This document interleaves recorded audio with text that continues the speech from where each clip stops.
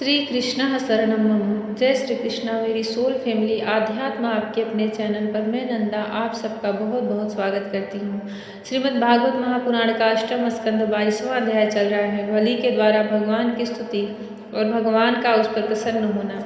श्री सुखदेव जी कहते परीक्षित, इस प्रकार भगवान ने असुरराज बलि का बड़ा तिरस्कार किया और उन्हें धैर्य से विचलित करना चाहा, परंतु वे तनिक भी विचलित न हुए। बड़े धैर्य से बोले। दैत्यराज बलि ने कहा, देवताओं के आराध्य देव, आपकी कीर्ति बड़ी पवित्र है। क्या आप मेरी बात को असत्य समझते हैं?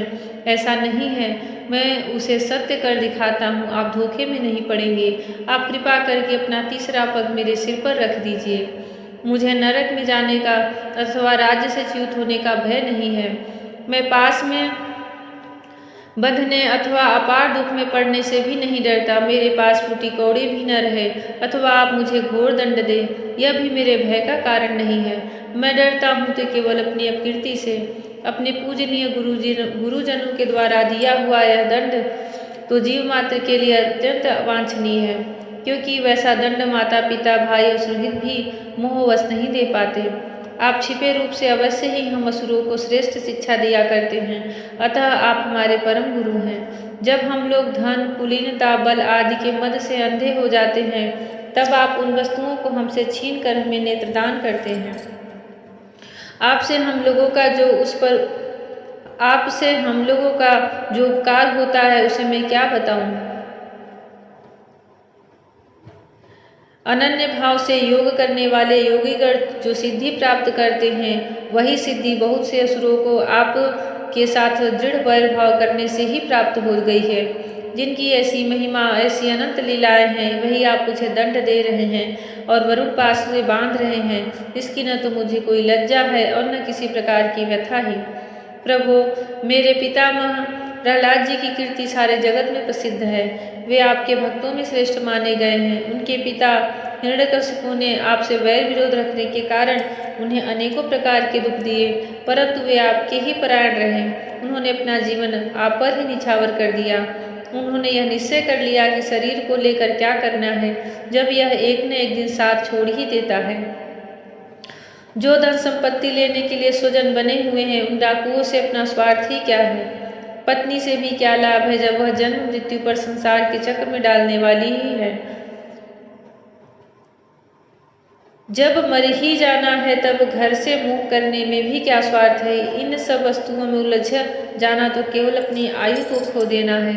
ऐसा निश्चय करके मेरे पितामह प्रहलाद जी ने, यह जानते हुए भी कि आप लौकिक दृष्टि से उनके भाई बंधुओं के नाश करने वाले शत्रु हैं, फिर आपके ही भय रहित एवं अविनाशी चरण कमलों की शरण ग्रहण की थी। क्यों न हो। वे संसार से परम विरक्त अगाध बोध संपन्न उदार हृदय एवं संत शिरोमणि जो हैं, आप उस दृष्टि से मेरे भी शत्रु हैं। फिर भी विधाता ने मुझे बलात् ऐश्वर्य लक्ष्मी से अलग करके आपके पास पहुंचा दिया है। अच्छा ही हुआ, क्योंकि ऐश्वर्य लक्ष्मी के कारण जीव की बुद्धि जड़ हो जाती है और वह यह नहीं समझ पाता कि मेरा यह जीवन मृत्यु के पंजे में पड़ा हुआ और अनित्य है।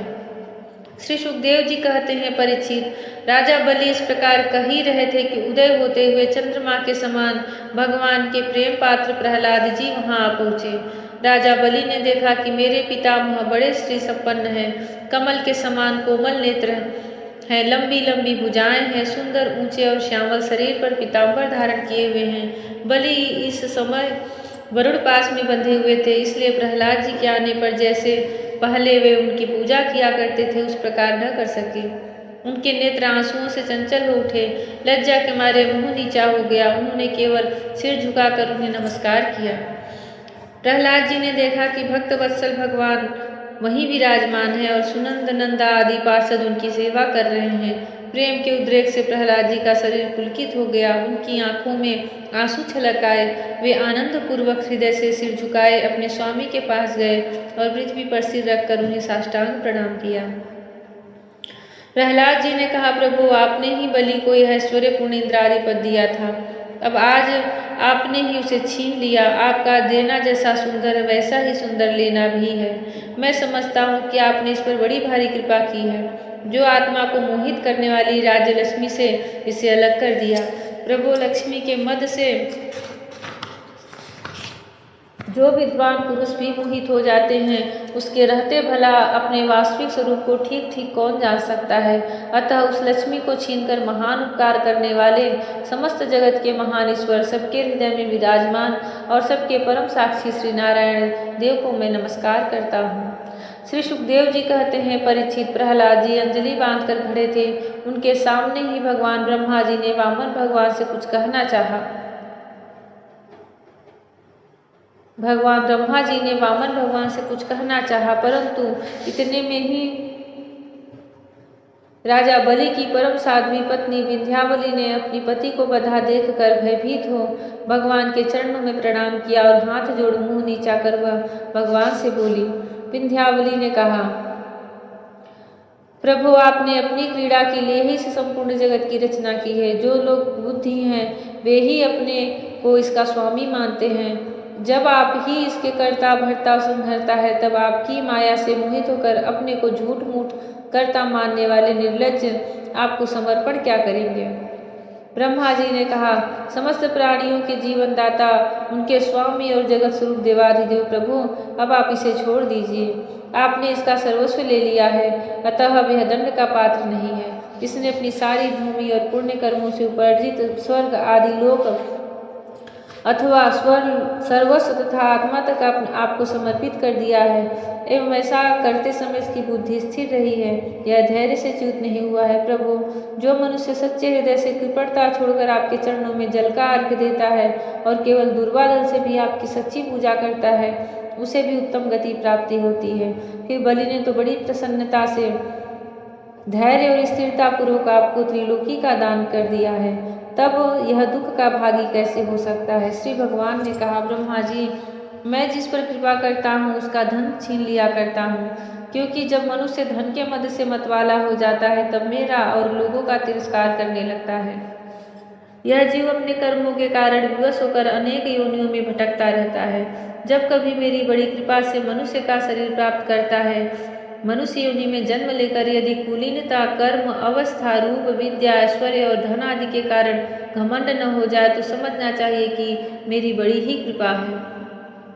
कुलीनता आदि बहुत से ऐसे कारण हैं जो अभिमान और जड़ता आदि उत्पन्न करके मनुष्य को कल्याण के समस्त साधनों से वंचित कर देते हैं, परंतु जो मेरे शरणागत होते हैं वे इनसे मोहित नहीं होते। यह बलि दानव और दैत्य दोनों ही वंशों में अग्रगण्य और उनकी कीर्ति बढ़ाने वाला है।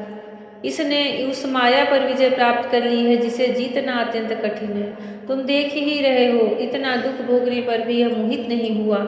इसका धन छीन लिया, राजपद से अलग कर दिया, तरह तरह के आक्षेप किए, शत्रुओं ने बांध लिया, भाई बंधु छोड़कर चले गए, इतनी यातनाएं भोगनी पड़ी, यहाँ तक कि गुरुदेव ने भी इसको डांटा फटकारा और शाप तक दे दिया, परंतु इस दृढ़वती ने अपनी प्रतिज्ञा नहीं छोड़ी। मैंने इससे छल भरी बातें की, मन में छल रखकर धर्म का उपदेश किया, परंतु इस सत्यवादी ने अपना धर्म न छोड़ा। अतः मैंने इसे वह स्थान दिया है जो बड़े बड़े देवताओं को भी बड़ी कठिनाई से प्राप्त होता है। सावर्णी मनवंतर में यह मेरा परम भक्त इंद्र होगा।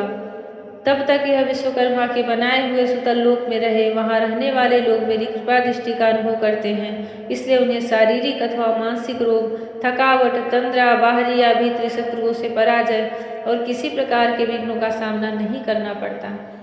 बलि को संबोधित कर, महाराज इंद्रसेन, तुम्हारा कल्याण हो। अब तुम अपने भाई बंधुओं के साथ उस सुतल लोक में जाओ जैसे स्वर्ग के देवता भी चाहते रहते हैं। बड़े बड़े लोकपाल भी अब तुम्हें पराजित नहीं कर सकेंगे।